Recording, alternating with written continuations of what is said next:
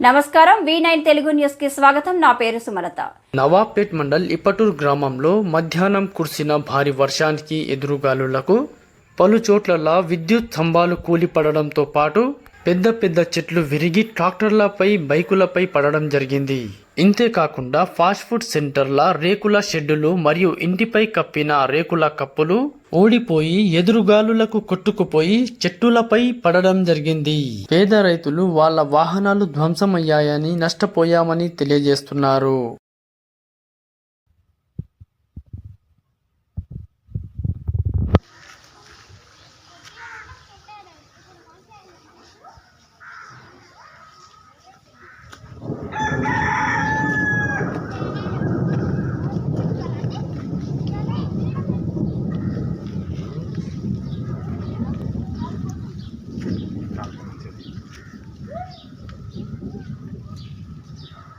మొన్న నీవే అంటుంది ఎప్పుడు నీవే అంటుంది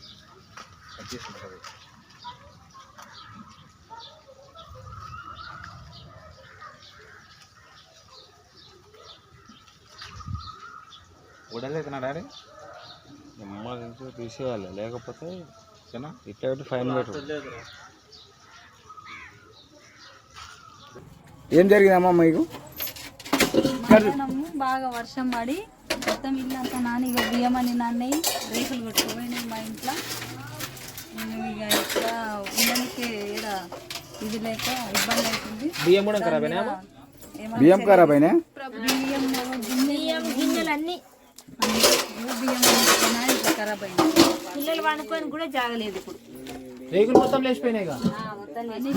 అవతల పడ్డాయి రేకులు. రేకులు ఇతలా ఇతల పడ్డాయి రేకులు కొట్టి.